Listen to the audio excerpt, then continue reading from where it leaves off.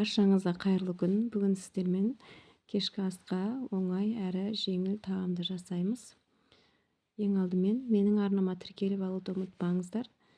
Менің арнамнан басқа да дәмді түрлі рецепттерді таба аласыздар.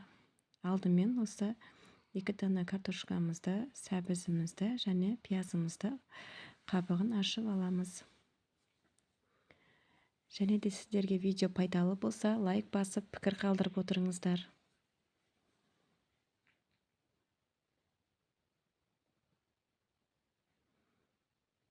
Қабығын ашып, осылай тазалап аламыз.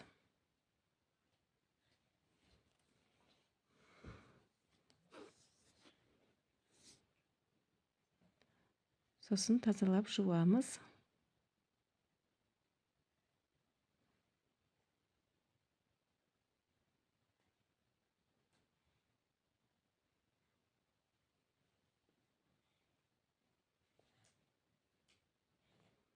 Ал енді қазанымызды отқа қоямыз.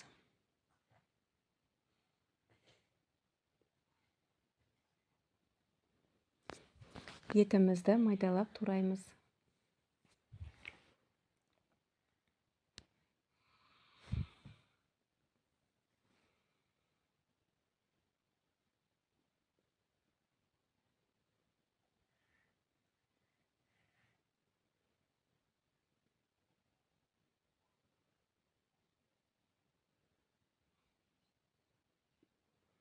Қазанымызға сұйық майымызды құйып аламыз.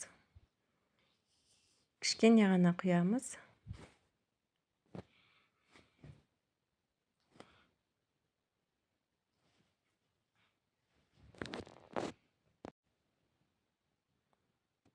Майымыз қызған соң етімізді саламыз.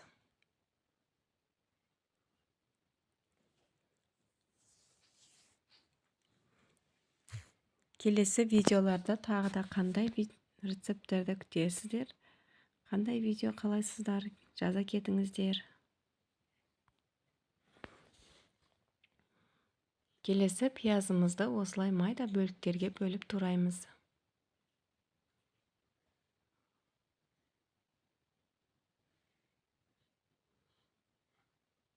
Еттен соң пиязымызды қуырып аламыз.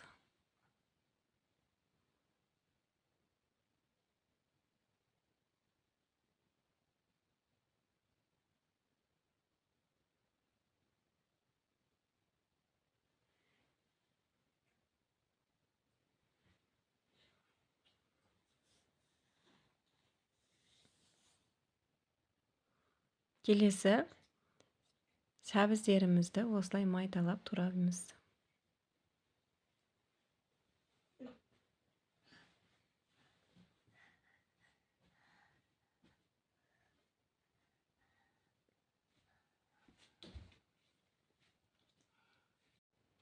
Картошкаларымызды осылай бөліктерге бөліп аламыз. Майдалап тураймыз. Және де қазанымызға салып, мұқият араластырып қуырамыз.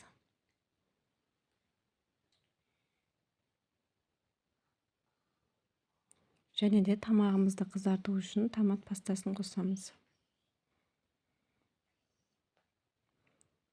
Қуырамыз жақсылап.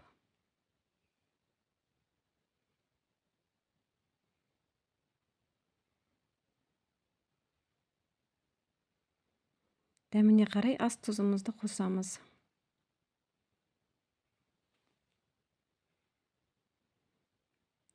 Ал қуырыламын дегенше қырыққабаттарымыздың сырты қабықтарын алып, турап аламыз.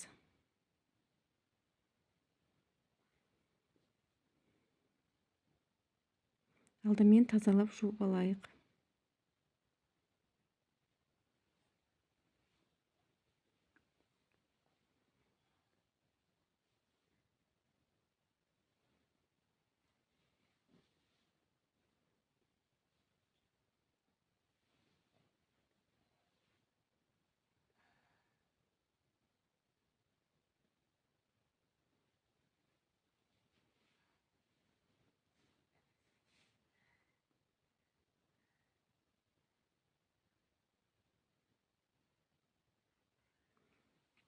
Осылай қалыңдықта майдалап тураймыз.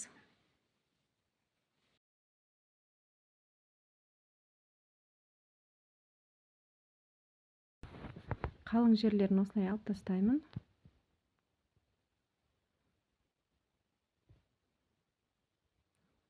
Енді қазанымызға қосып араластырып қуырып жібереміз.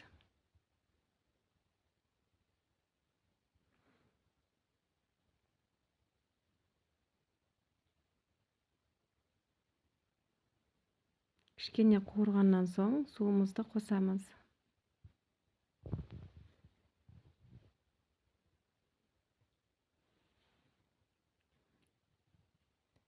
Және де осылай томаттың соңғысы болғандықтан банкасын бір шайқапта қосып жіберемін. Қақпағын жауып қайнатамыз. Бір қайнап шыққаннан соң отымызды төмендетіп, баяу отта пісіретін боламыз.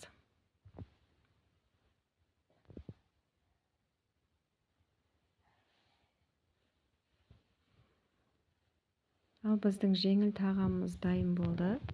Қорытылуға оңай, дәмді асымыз пісіп шықты.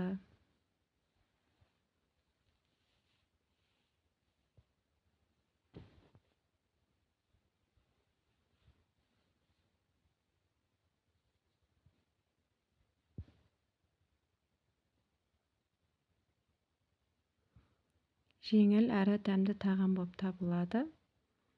Жасап көріңіздер міндетті түрде.